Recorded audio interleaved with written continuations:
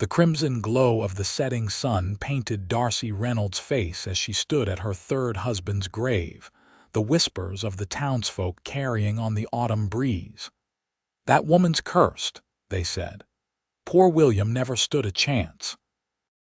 Darcy pulled her black shawl tighter around her shoulders, ignoring the stares that followed her through the cemetery of Rico, Colorado. Rico had once been a thriving silver mining town in the 1880s. Now, in 1891, while still prosperous, it had settled into a rhythm of daily life where everyone knew everyone else's business. And everyone in Rico knew Darcy Reynolds' tragic story. At 27, Darcy had buried 3 husbands in 5 years. First Thomas, who died in a mining collapse just 8 months after their wedding in 1886. Then came Jonathan, whose horse threw him during a thunderstorm in 88, breaking his neck. And now William, taken by a sudden fever that the doctor couldn't explain. 3 good men, 3 tragic deaths. It was enough to set tongues wagging and suspicions growing. "I'm not cursed," Darcy whispered to the fresh grave. "I'm just unlucky." But even she was beginning to wonder if the townspeople were right. Maybe there was something about her that brought death to those she loved. Pastor Miller approached as she placed wildflowers on the grave. "Mrs. Reynolds, you should head back to town before dark. The temperature drops quickly this time of year." "Thank you, Pastor. I was just saying goodbye." Darcy wiped away a tear. "Will you be at the store tomorrow?" "I've got some new fabrics in that Mrs. Miller might like." "I'm sure she would, but—" The pastor hesitated. "Darcy, perhaps it's best if you consider selling the store. After all that's happened, some folks are, well, they're superstitious." "You mean they think I'm a witch or something equally ridiculous?" Her voice hardened. "My husband's died from accidents and illness, Pastor, not curses. I know that, but my store is all I have left. I won't give it up because of gossip and fear." Pastor Miller nodded, his expression sympathetic but worried. "Just be prepared, Darcy. People are afraid of what they don't understand." She lifted her chin. "Then they should try understanding instead of whispering behind my back." As Darcy made her way back to town, she noticed how people crossed the street to avoid her path. Women pulled their children closer. Men tipped their hats but kept their distance. 5 years ago, when she'd first arrived in Rico as Thomas's bright-eyed bride, she'd been welcomed with open arms. Now she was the town pariah. Her general store sat at the corner of Glasgow Avenue and Mance Street, the painted sign reading Reynolds Mercantile swinging slightly in the evening breeze. The store had been Thomas's dream. After his death, she'd taken over rather than selling, proving herself a shrewd businesswoman. When she married Jonathan, he'd helped expand the store. William had been a rancher who supported her independence, rare for a husband in these times. Darcy unlocked the door and stepped inside, lighting a lamp that cast warm light across the shelves of goods. This place was her sanctuary, the only place where she felt in control. She climbed the stairs to her small apartment above the store. It felt emptier now without William's boots by the door or his coat on the rack. Loneliness settled over her like a heavy blanket as she prepared a simple supper. "I'll be fine," she told herself firmly. "I've managed before." But the truth was, Darcy wasn't sure how much more she could endure. The pitying glances, the fearful stares, the dwindling customers in her store, it was wearing her down. Perhaps Pastor Miller was right. Maybe she should sell and move somewhere new where no one knew her history. Morning came with the sound of hoofbeats and wagon wheels on the main street. Darcy dressed carefully in a simple blue dress, her chestnut hair pinned neatly. She might be a widow 3 times over, but she wouldn't dress in perpetual black. She had a business to run. The bell above the door jingled as she entered the store from her apartment. She went through her opening routine dusting shelves, counting inventory, arranging the new fabric bolts that had arrived last week. By 9 o'clock, she unlocked the front door and waited for customers. And waited. By noon, only old Mrs. Hatcher had come in, and that was just to peer curiously at Darcy as if expecting to see horns sprouting from her head. The bell rang again, and Darcy looked up hopefully. Mayor Wilson stepped inside, removing his hat. "Good day, Mrs. Reynolds." "Mayor," she nodded. "What can I help you with today? Mrs. Wilson need more of that blue thread. Actually, I've come about a different matter." He cleared his throat. "The town council met last night. There's been some concern about your situation." Darcy's hand stilled on the counter. "My situation?" 3 husbands in 5 years, all dead under unfortunate circumstances. People are talking. They're afraid. Afraid of what exactly? That I'll marry them next. She tried to joke, but her voice came out bitter. There's talk of bad luck, curses. I know it sounds foolish, it is foolish. But perception matters in a small town. Some folks are suggesting your presence might be bad for business, for Rico's reputation. Heat rose to Darcy's cheeks. "Are you asking me to leave town, Mayor Wilson?" "Not exactly. But the council thought perhaps if you sold the store, took the money and started fresh somewhere else, it might be best for everyone, including you." Darcy gripped the counter edge to steady herself. "I see, and if I refuse," the mayor shifted uncomfortably. "No one can force you to leave, of course, but I can't guarantee that people will continue to patronize your business, or that you'll find the town hospitable. I've lived in Rico for 5 years. This is my home." "I'm sorry, Darcy. Truly, you've had more than your share of tragedy." He placed his hat back on his head. "Think about it, for your own sake." After the mayor left, Darcy closed the store early. She climbed the stairs to her apartment, sat at her small table, and finally allowed herself to cry. 3 days passed with barely any customers. Those who did enter seemed more interested in gawking than buying. Darcy kept her head high, refused to show how much it hurt. But each night she considered the mayor's suggestion. Maybe leaving Rico was her only option. On the 4th day after the mayor's visit, Darcy was arranging a display of canned goods when the bell jingled. She looked up to see a stranger, a tall man in trail-worn clothes, his face shadowed by a wide-brimmed hat. "Afternoon, madam," he said, removing his hat to reveal dark hair and striking blue eyes in a sun-weathered face. "I'm looking to stock up before heading north." "Of course," Darcy replied, surprised by a customer who actually wanted to shop. "What do you need?" "Coffee, flour, beans, bacon if you've got it, some ammunition for a Winchester rifle." He looked around the well-stocked store. "Looks like you might have everything I need. I try to keep a good selection." She moved to gather his items. "Are you just passing through Rico?" "For now." He followed her to the coffee barrel. "Name's Rusty York, by the way. Darcy Reynolds. I own this store." "Pleasure, Mrs. Reynolds." He studied her with interest. "Strange, place seems busy enough out there, but you're the only store I've seen with no customers." Darcy's hands faltered slightly as she measured coffee beans. "We have our slow days." "Must be my lucky day then. Get your full attention." His smile crinkled the corners of his eyes. Despite herself, Darcy smiled back. It had been a while since anyone had spoken to her with such easy warmth. As she gathered his supplies, Rusty leaned against the counter. "I heard there's work at the Silver Creek mine. Thought I'd try my luck. They're always looking for experienced miners. Have you worked the mines before?" "Some." "Done a bit of everything, cowboying, mining, even tried my hand at ranching for a spell." He watched as she tallied his purchases.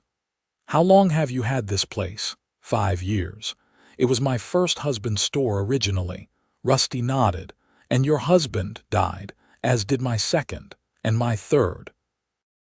Darcy lifted her chin, waiting for the familiar look of discomfort, the hasty retreat.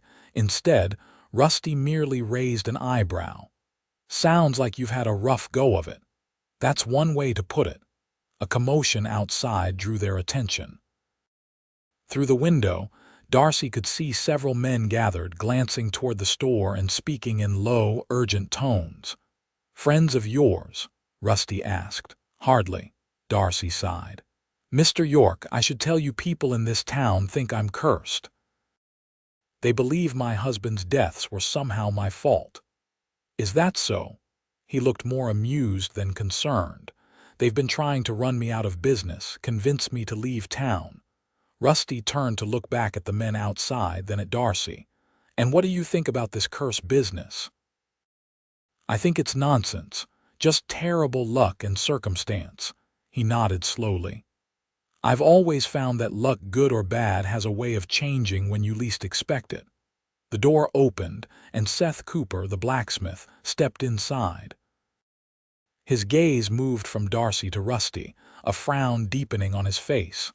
"Morning, Mrs. Reynolds. Just wanted to see if my order of nails came in." "Not yet, Mr. Cooper. Should be on tomorrow's supply wagon." Cooper nodded, then turned to Rusty. "Don't believe we've met. Seth Cooper, Rusty York." They shook hands briefly. "You new to Rico? Just arrived." Cooper glanced meaningfully at Darcy. "Word of advice, York, there are other mercantiles in town, safer ones." "Is that right?" Rusty's voice had cooled considerably. "This one seems well stocked to me. Your funeral." Cooper shrugged and left, the door slamming behind him. "Charming fellow," Rusty remarked. Darcy's cheeks burned with humiliation. "I'm sorry about that." "Don't be. Not your fault some folks let superstition do their thinking for them."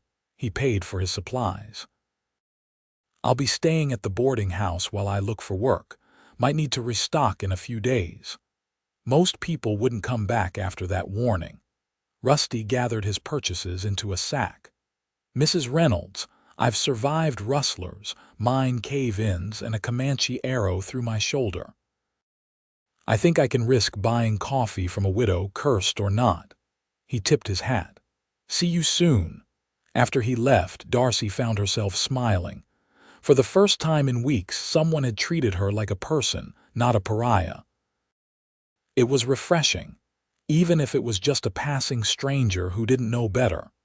The next morning, Darcy was surprised to see Rusty York return to the store.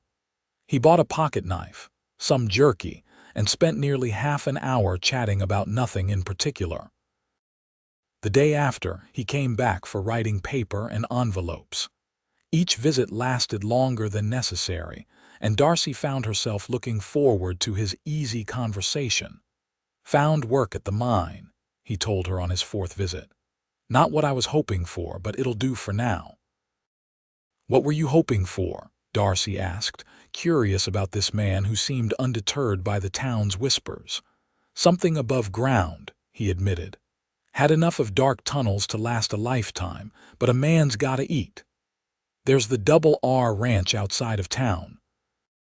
They sometimes hire experienced hands." Rusty's eyes brightened. "Now that's worth looking into. Thanks for the tip."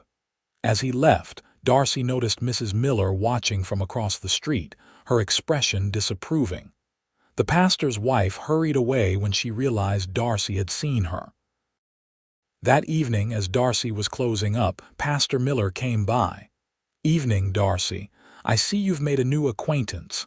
Mr. York is a customer, Pastor. He's been in here quite a lot for a customer." The pastor's tone was gentle but concerned. "People are talking. People always talk. It's what they do best in Rico. Darcy, after all you've been through, the last thing you need is more scandal. This man is a stranger, a drifter. He's a customer who doesn't believe I'm some kind of black widow spider.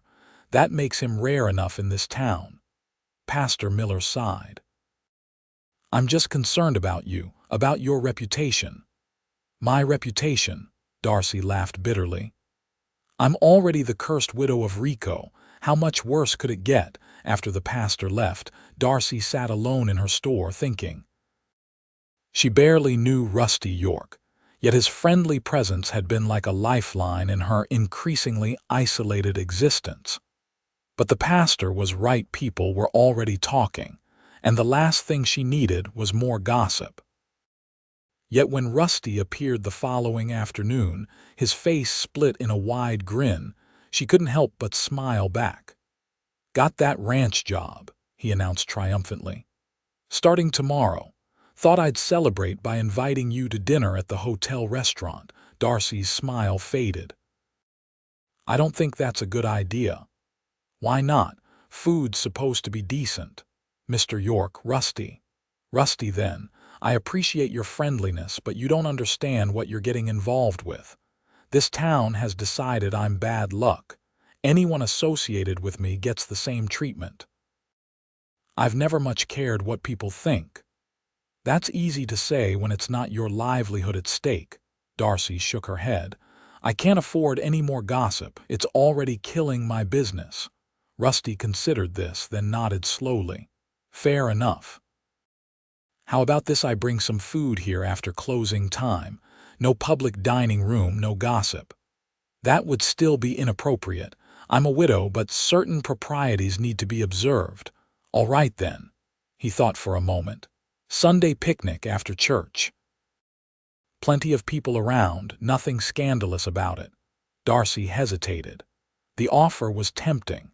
She'd been so lonely since William's death, and even before that, the town's growing suspicions had isolated them both. "Just food and conversation," Rusty assured her. "I promise to be a perfect gentleman." Against her better judgment, Darcy found herself nodding. "All right. Sunday after church."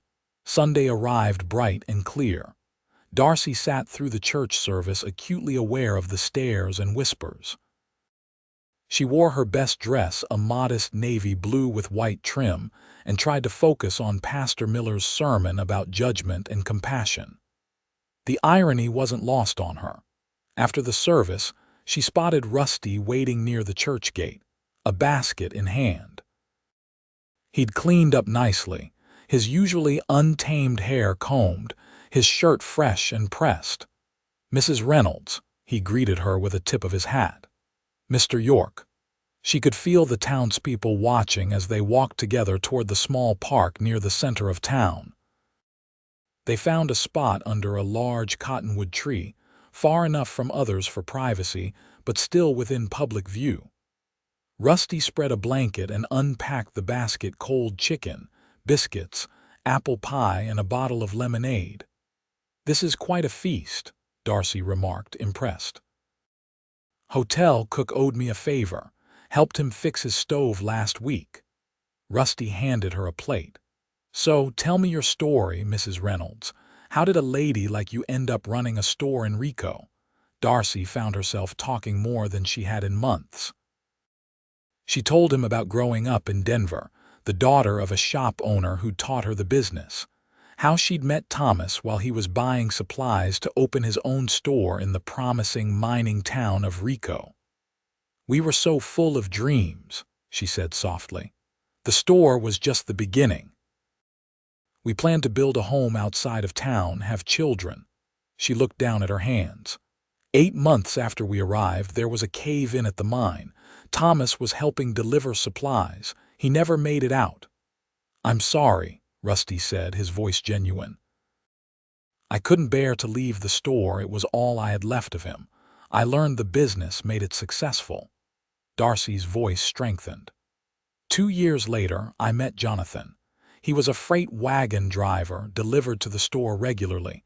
He understood my independence, respected it. We had a good year together before the accident."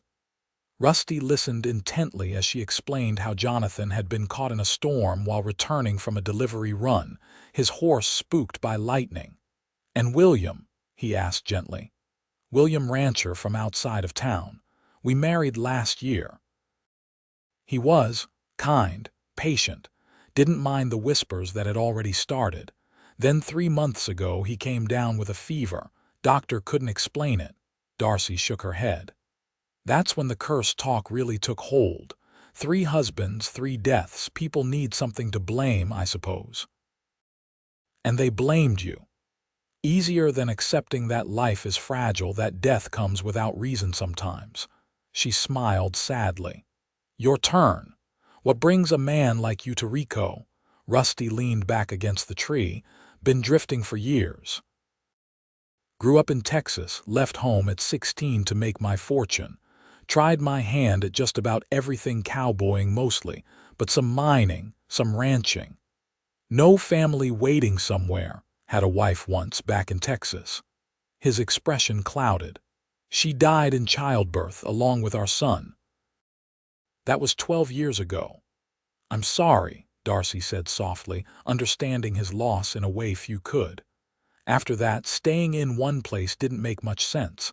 Been moving ever since, working when I need money, moving on when the memories catch up. He met her eyes. Until now, maybe. The moment stretched between them, weighted with possibility. Darcy broke it first, looking away. The Double R is a good ranch. You could build something there, maybe. Rusty packed up the remains of their picnic. Walk you home. They strolled back toward the store, aware of the eyes following them. Near the mercantile, they encountered a group of men from the mine, including Seth Cooper. Their conversation died as Darcy and Rusty approached. Afternoon, Rusty nodded politely. Cooper stepped forward. York, isn't it? Working at the Double R now, that's right. Heard you're sweet on the widow here. Cooper's tone made the words an accusation. Might want to reconsider. Town's got a betting pool going on how long you'll last. Darcy stiffened beside him. Rusty's expression hardened, but his voice remained casual. Is that so? What odds am I getting? Cooper blinked, thrown by the response. What? The betting pool. What are my odds? Might want to place a bet on myself. Rusty's smile didn't reach his eyes. You think this is a joke? 3 men are dead. And that's a tragedy for Mrs. Reynolds, not a carnival sideshow for you vultures to bet on. The dangerous edge in Rusty's voice made Cooper step back. Now, if you'll excuse us. He guided Darcy around the men and continued toward the store. Once inside, Darcy's composure crumbled. This is exactly what I was afraid of, she said, pacing the empty store. Now you're tied to the curse too. They'll make your life miserable at the ranch, just like they've done to me here. Let them try. Rusty's calm confidence steadied her. Darcy, these people are bullies, nothing more. They're scared of what they don't understand, so they lash out. Understanding won't bring back my customers or make the ranch hands accept you. Then we change the story. Rusty moved closer, his expression thoughtful. What if, instead of hiding from their superstition, we confront it? What do you mean? I mean, what if I court you openly? Right in front of the whole town.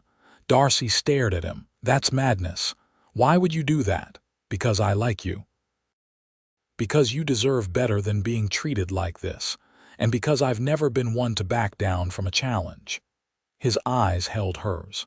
Let them whisper. Let them watch. When nothing happens to me, maybe they'll realize how foolish they've been. And if something does happen to you. Darcy's voice was barely above a whisper. I couldn't bear another death, Rusty, especially one I caused. You haven't caused anything, and nothing's going to happen to me. He took her hand gently. Give me a chance to prove them wrong, to prove you're not cursed. Against all reason, Darcy found herself nodding. You're either the bravest man I've ever met or the most foolish. Rusty grinned. Probably a bit of both. True to his word, Rusty began calling on Darcy openly. He'd come to the store after his work at the ranch, sometimes bringing small gifts, wildflowers, a book he thought she'd enjoy, once a beautiful hairpin he'd purchased from a traveling peddler.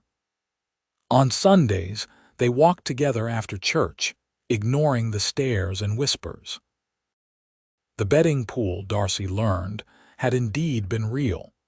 Most of the town had bet that Rusty wouldn't last a month. As the weeks passed without incident, the mood in Rico began to shift slightly. Not acceptance, not yet, but a grudging curiosity. Rusty faced his own challenges at the ranch. The other hands were wary at first, some downright hostile.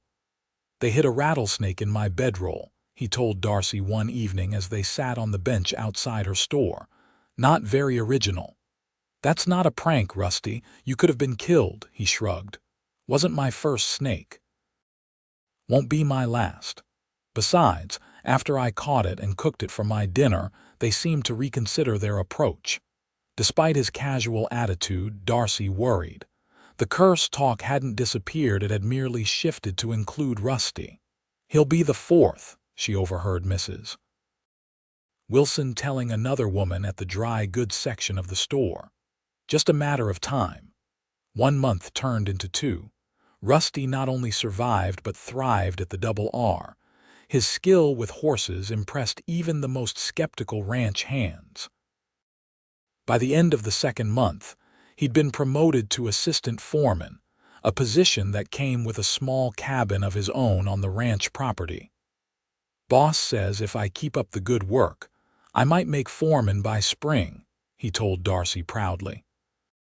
They were walking along Rico's main street, Rusty carrying a parcel of supplies he'd purchased from her store. "The cabin needs work, but it's solid. Good piece of land around it, too." Darcy smiled at his enthusiasm. Over the past months, she'd found herself looking forward to his visits, enjoying his stories and his steady presence. He treated her not as the cursed widow or a fragile flower, but as an equal, a woman of strength and intelligence. And if her heart sometimes beat faster when he was near, if she sometimes found herself watching his hands or the curve of his smile, well, that was her secret to keep. As they turned the corner toward the store, they nearly collided with Mayor Wilson and his wife. An awkward moment of silence followed before the mayor nodded stiffly. "Mrs. Reynolds." "Mr. York." "Mayor." "Mrs. Wilson." Darcy nodded back. Mrs. Wilson's gaze flicked to Rusty, then back to Darcy. "I heard the foreman at Double R is retiring next spring. Will you be applying for the position, Mr. York, if the boss thinks I'm right for it?" "Ambitious plans." Her smile was thin. "You must be very confident in your future here." The implication hung in the air. Rusty merely smiled. "Always have been, madam. Life's too short for anything else." After they parted ways, Darcy sighed. "They're still waiting for something terrible to happen to you." "Let them wait." Rusty's voice was firm. 2 months ago they had me dead within weeks. Now they're talking about next spring. That's progress. Or they're just extending the timeline of their morbid predictions. Either way, I'm still here." He touched her arm lightly. "And I plan to stay, Darcy." The look in his eyes made her breath catch. There was something there beyond friendship, something that both thrilled and terrified her. After losing 3 husbands, the thought of caring for another man, of potentially losing him too, was almost unbearable. "Rusty, don't say anything yet." His voice was gentle. "Just know that I'm not going anywhere, not unless you want me to." That night, Darcy lay awake, thinking about Rusty York and his steady determination. For 2 months, he'd stood against the town's superstition, refusing to be cowed. He'd faced harassment at work, social ostracism, even threats, all because he believed in her innocence, because he cared for her. And she cared for him too, more than she'd allowed herself to admit. But 3 graves in Rico's cemetery stood as stark reminders of what happened to men who loved Darcy Reynolds. Could she risk a 4th?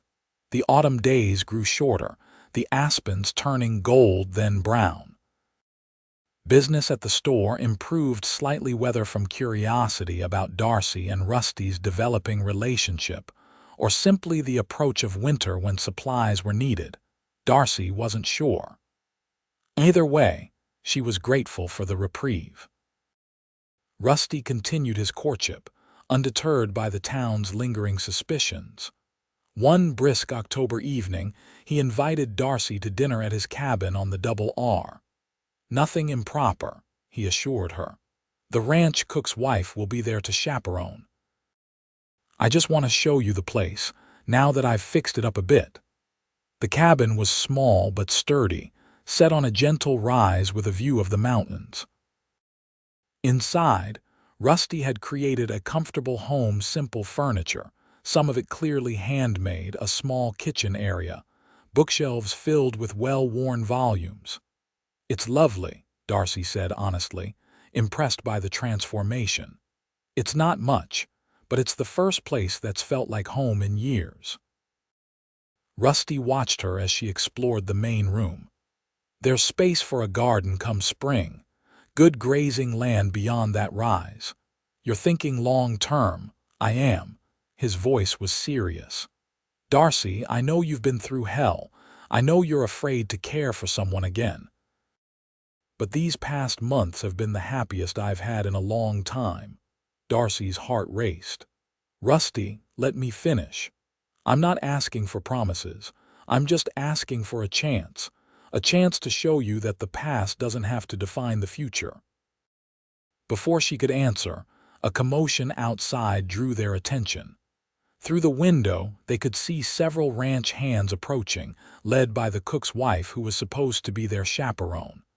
The woman looked distressed. "What's happening?" Darcy asked as Rusty opened the door. The ranch hands looked grim. "Fire in town," one explained. "The mercantile. We saw the smoke from the south pasture." Darcy's world tilted. "My store, my home." "Afraid so, madam. Sheriff sent word to the ranch for help. Boss is organizing men to ride in." Rusty was already grabbing his coat. "Saddle my horse," he told one of the hands. To Darcy he said, "We'll ride double. It's faster than the wagon." The ride into town was a blur of fear and wind. Darcy clung to Rusty's back as the horse galloped along the road to Rico. From a mile out, they could see the orange glow in the evening sky, smoke rising in a dark column. When they reached town, chaos greeted them. Men formed bucket brigades from the water pump to the burning building. Flames engulfed the upper floor where her apartment was located, while the store level was filled with smoke. "My store," Darcy whispered, sliding from the horse on shaky legs. Sheriff Taylor approached them, his face grim. "Mrs. Reynolds, we're doing what we can, but it caught quick." "All that dry goods, fabrics. How did it start?" Rusty asked, his arm supporting Darcy. "Can't say for certain yet. Looks like it might have been the stove in the apartment. Lucky no one was inside." As they watched helplessly, the roof of the building collapsed in a shower of sparks. Darcy flinched at the sound, tears streaming down her face. Everything she had, her business, her home, her few precious mementos of her husband's, was gone. The townspeople worked through the night to prevent the fire from spreading to neighboring buildings.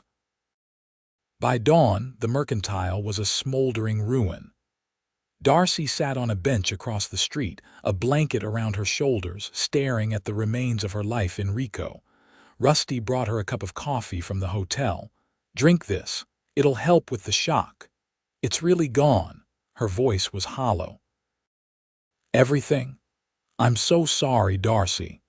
He sat beside her, his presence solid and reassuring. Mayor Wilson approached, hat in hand. "Mrs. Reynolds, a terrible tragedy." Darcy looked up at him, too numb to speak. "The town will help, of course. We can arrange temporary housing at the boarding house, perhaps take up a collection." "No need, Mayor." Rusty's voice was firm. "Mrs. Reynolds will be staying with Mrs. Clark at the Double R Ranch House until other arrangements can be made." The mayor looked surprised, then relieved. "Yes, of course. That would be most appropriate." He hesitated. "Mrs. Reynolds, I know this is a difficult time, but once you've had a chance to recover, you might want to consider the offers we discussed previously. Several merchants in Denver have expressed interest in the property, even before this unfortunate event." Darcy stared at him. "The store is gone, Mayor.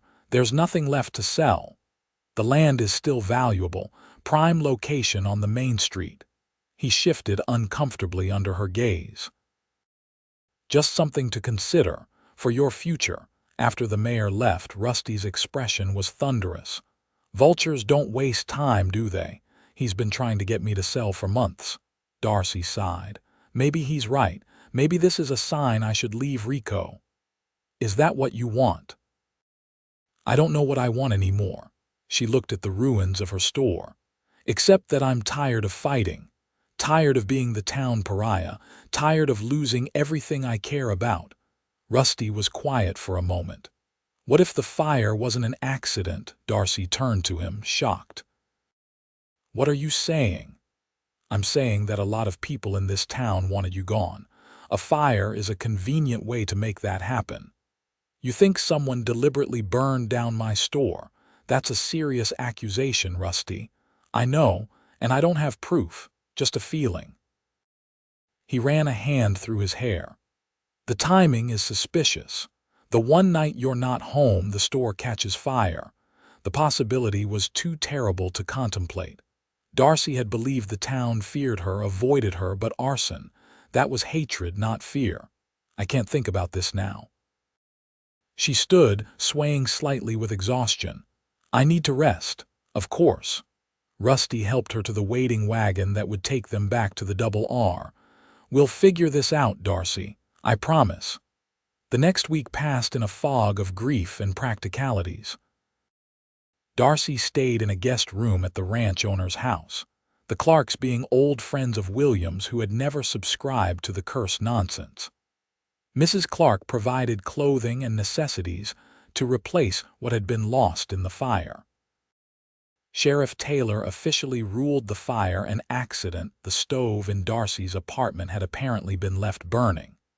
Darcy knew this was impossible. She always extinguished the stove before leaving but couldn't prove otherwise. The townspeople murmured that perhaps it was for the best. The cursed store was gone.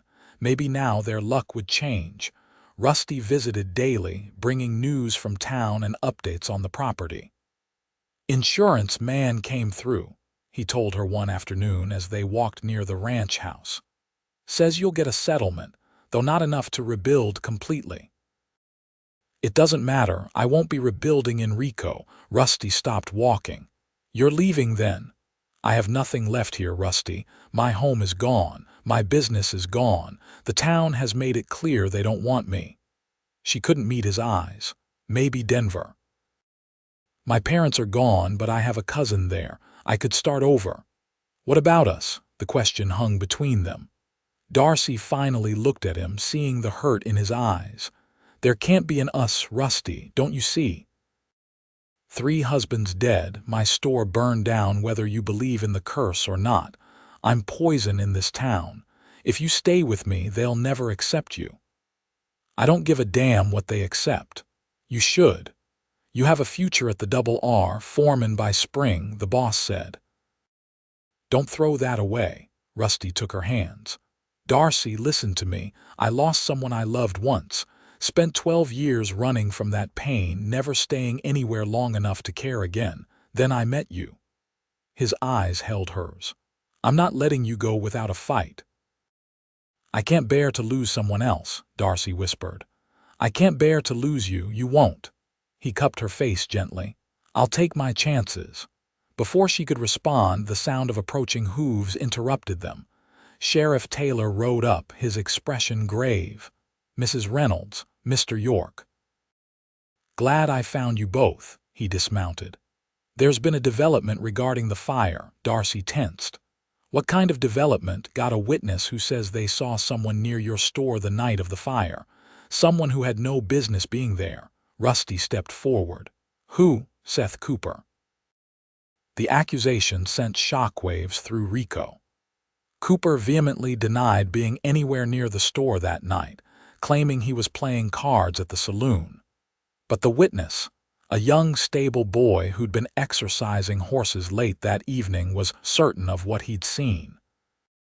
It was Mr. Cooper, sure as I'm standing here, the boy told Sheriff Taylor during a public inquiry at the town hall. He was coming out the back door of the Mercantile, looking all nervous like. I didn't think nothing of it at the time, but when I heard about the fire later that night, it seemed strange. The town was divided. Some believed the boy, others stood by Cooper. The blacksmith had been one of the most vocal about the curse, but arson was a serious crime. "Ain't no different than what the rest of you been saying," Cooper shouted during the hearing. "Town's better off without her in that store, but I didn't set no fire. The evidence was circumstantial at best. The sheriff could prove nothing definitively." In the end, no charges were filed, but the damage to Cooper's reputation was done. Many who had supported the curse rumors now distanced themselves, unwilling to be associated with a possible arsonist. For Darcy, the revelation brought mixed emotions. On one hand, if the fire was deliberate, it meant the town's hatred ran deeper than she'd imagined. On the other hand, it undermined the curse narrative her store hadn't burned because of bad luck, but because of human malice. 2 weeks after the fire, Mayor Wilson called another town meeting. Darcy attended, sitting quietly at the back with Rusty beside her. The mood was subdued, many townsfolk avoiding eye contact with her. "Recent events have cast a shadow over Rico," the mayor began. "Regardless of how the fire started, the fact remains that a respected businesswoman has lost her livelihood. The manner in which Mrs. Reynolds has been treated by some in our community is regrettable." Murmurs rippled through the crowd. The mayor continued, "The town council has met and agreed to offer assistance in rebuilding the mercantile, should Mrs. Reynolds choose to stay in Rico." Darcy's surprise must have shown on her face. The mayor cleared his throat. "Furthermore, we propose a public statement denouncing the rumors of curses or bad luck associated with Mrs. Reynolds. Such superstitions have no place in a modern, civilized community." The hypocrisy was breathtaking. Many of the council members had been among the first to whisper about curses. Now, faced with the ugliness of what their rumors had potentially caused, they were backpedaling. "Mrs. Reynolds," the mayor addressed her directly, "we understand if you choose not to accept our offer, but we hope you will consider it a sincere attempt to make amends." All eyes turned to her. Darcy stood slowly, keenly aware of the scrutiny. "Thank you, Mayor Wilson. I appreciate the gesture." She paused, gathering her thoughts. "For 5 years I've called Rico home. I've run a business, contributed to this community, even as many turned their backs on me after each tragedy I suffered." The silence in the room was palpable. "I lost 3 good men I loved. Instead of support, I received suspicion. Instead of compassion, fear and avoidance." Her voice strengthened. "Now you offer to help rebuild what was lost. I thank you for that. But a building isn't all that was destroyed in Rico. My trust was burned away long before the fire." Rusty stood beside her, his presence bolstering her courage. "I haven't decided yet whether I'll stay or go. But know this: if I stay, it won't be as the cursed widow or an object of pity. It will be as Darcy Reynolds, businesswoman and citizen of Rico, with the same rights and respect as anyone else." A scattering of applause broke out, led by Mrs. Clark and several others who had never subscribed to the curse rumors. Even some who had avoided her nodded in grudging respect. As the meeting dissolved into smaller discussions, Rusty guided Darcy outside into the crisp November air. "That was quite a speech," he said, admiration in his voice. "I've been silent too long." Darcy breathed deeply. "It felt good to speak the truth. So you might stay. I'm considering it." She looked up at him. "What do you think I should do?" "I think you should do whatever brings you peace." He took her hands. "But I hope you'll stay, not for the town, but for yourself and maybe—" He hesitated. "Maybe for us." Darcy studied his face, the earnest blue eyes, the smile lines, the quiet determination that had stood against an entire town's superstition. In the months since he'd arrived in Rico, Rusty York had proven himself a man of principle and courage, a man worth taking a chance on. "Rusty, if I stay, people will still talk. They'll watch us, waiting for the curse to strike. Let them watch." He drew her closer. "Let them see that life goes on, that love is stronger than fear. Let them see us build something beautiful from the ashes." In that moment, standing in the fading light of a November afternoon, Darcy made her decision. She would stay not to please the town or prove anything to them, but because running away had never been her style. Because Rico, for all its flaws, was home. And because the man standing before her made her believe in second chances, or in her case, fourth chances. "I'll stay," she said softly, "but I'm going to need a business partner for the new store, someone who isn't afraid of a little superstition." Rusty's smile could have lit the darkening sky. "I believe I know just the man." The rebuilding began in early spring of 1892. The insurance money, combined with the town's contribution and Rusty's savings, was enough to construct a new, improved mercantile on the same site. While it was being built, Darcy operated a smaller temporary shop from a rented space, gradually rebuilding her inventory and customer base. Some in town still kept their distance, but many returned, curiosity or need overcoming lingering superstition. The fire and its aftermath had changed something in Rico.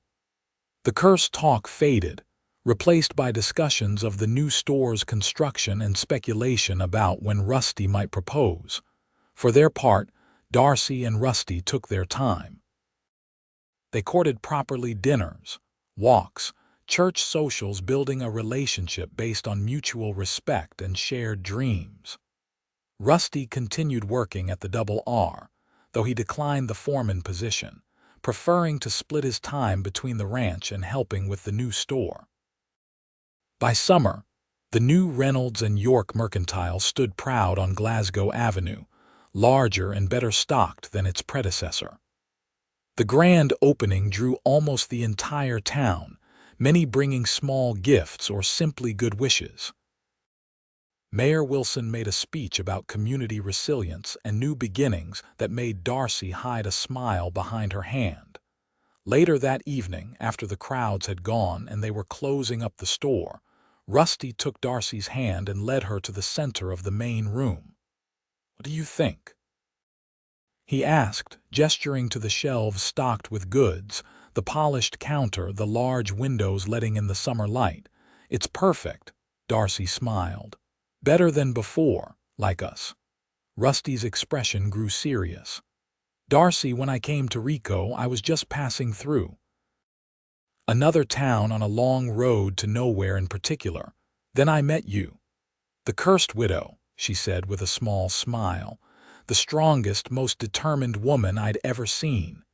He reached into his pocket and withdrew a small box. "I know it hasn't been that long, and given your history, I'd understand if you wanted to wait. But I've never been more certain of anything in my life." Darcy's heart raced as he opened the box to reveal a simple but beautiful ring with a small diamond that caught the fading sunlight. "Darcy Reynolds, I love you.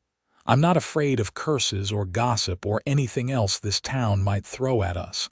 I just want to build a life with you right here if that's what you want. Will you marry me?" Tears filled Darcy's eyes as she looked at the ring, then at Rusty, this man who had walked into her store and refused to walk away, even when everyone told him he should. "People will talk," she said softly. "They'll start the countdown to your demise the moment we say I do. Let them talk. I'll take my chances." His eyes never left hers. "Besides, I've always been lucky."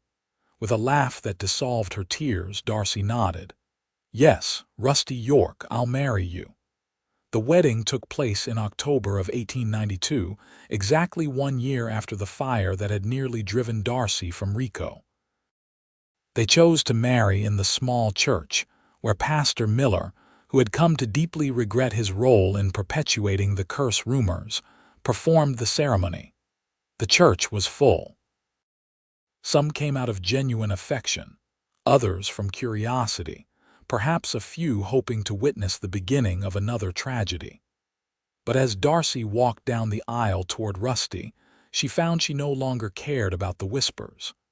The man waiting for her with that steady smile was all that mattered. "Dearly beloved," Pastor Miller began, his voice carrying to the back of the church, "we are gathered here today not only to witness the union of Darcy and Rusty, but to celebrate the triumph of hope over fear, of love over superstition. These two have faced the judgment of others and emerged stronger for it. Their journey reminds us that the human spirit cannot be constrained by ignorance or malice." Darcy heard a few uncomfortable coughs from the congregation, but also saw nods of agreement, particularly from Mrs. Clark and others who had supported her through the difficult times. The vows were simple, sincere, and spoken with voices steady with conviction. When Rusty slipped the ring onto her finger and promised to love her all his days, Darcy believed him with every fiber of her being. When she promised the same, she knew she meant it more profoundly than she had with any of her previous husbands. Not because she had loved them less, but because this love had been tested by fire, literally and figuratively. The celebration afterward was held at the Double R Ranch, where tables had been set up in the autumn sunshine and lanterns hung from tree branches for when dusk fell. Music, food, and even dancing filled the afternoon and evening. The townspeople who attended were cordial, some even genuinely warm. Seth Cooper was noticeably absent, having left Rico shortly after the fire inquiry, his business sold to a newcomer. As the night deepened and guests began to depart, Rusty led Darcy to a quiet spot away from the celebration, where they could see the lights of Rico in the valley below. "Happy, Mrs. York?" he asked, his arms encircling her from behind. "Very." She leaned back against him. "Though I think some of our guests are holding their breath, waiting for lightning to strike you or for a sudden illness to take hold." Rusty chuckled. "Well, they'll be waiting a long time." "I believe they will." Darcy turned in his arms to face him. "You know, for all their talk of curses, I think I'm the luckiest woman in Colorado. I found you, didn't I? We found each other." He kissed her softly, "And we're just getting started." They walked hand in hand toward the small cabin Rusty had prepared for them, no longer the bachelor quarters it had been, but a proper home with curtains at the windows and a quilt on the bed that Mrs. Clark had helped Darcy make. It wasn't grand, but it was theirs. In the spring, they would build a larger house near the store, but for now this quiet place on the ranch was perfect. As they reached the cabin, Rusty swept Darcy into his arms to carry her across the threshold, both of them laughing at the traditional gesture. "Welcome home, Mrs. York," he said, setting her down gently inside. "Home," Darcy repeated, looking around at the cozy interior lit by the warm glow of an oil lamp. "I like the sound of that." The years that followed proved Rusty right. He was indeed lucky. Not only did he survive being married to the cursed widow, but he and Darcy thrived. The store prospered, eventually expanding to include a second location in the neighboring town of Telluride when the mining boom there created new opportunities. In the spring of 1894, Darcy gave birth to their first child, a son they named Thomas, honoring her first husband's memory while beginning their own family legacy. 2 years later, a daughter joined the family, Alina, named after Rusty's mother. The children grew up in the bustle of the store and the open spaces of the ranch, equally at home in both worlds. Rico changed too. As the years passed and Rusty remained healthy and whole, the cursed talk faded into an old story, told with less conviction, and eventually with a touch of embarrassment. New families moved in. The old guard passed on or moved away, and the town's memory of Darcy as anything other than a successful businesswoman and mother grew dim. By 1900, as a new century dawned, the Reynolds and York Mercantile had become one of the cornerstones of Rico's business district, and Rusty's side venture, a horse breeding operation at the Double R, had gained recognition throughout Colorado. They built a comfortable home on a hill overlooking the town, large enough for their growing family but not ostentatious. Darcy never forgot her 3 husbands. Once a year, she would visit their graves, placing flowers and spending a quiet moment in remembrance. Rusty always accompanied her, standing respectfully at a distance, understanding that these men would always hold a place in her heart. "You ever regret it?" Darcy asked him on their 10th wedding anniversary, as they sat on the porch of their home watching the sunset paint the mountains gold. "Taking your chances on the cursed widow of Rico." Rusty took her hand, his thumb brushing over the simple gold band that had never left her finger in a decade. Not for a single moment. He smiled, that same smile that had first caught her heart in her store all those years ago. "Some chances are worth taking. You were the best one I ever took." From inside the house came the sound of their children's laughter as Alina chased Thomas through the hallway. Life had moved on. The curse, if it had ever existed, was broken by a love strong enough to defy superstition and brave enough to risk heartbreak. Rico still told the story the town that called her cursed, the 3 husbands who died, and the cowboy who said he'd take his chances. But now it was told differently. Now it was a love story, a tale of courage and second chances. A reminder that sometimes the bravest thing a heart can do is to love again, despite the risk. And as Darcy leaned against her husband's shoulder, watching night fall over the town that had once shunned her, but now was truly home, she knew that some curses were just preludes to the greatest blessings of all.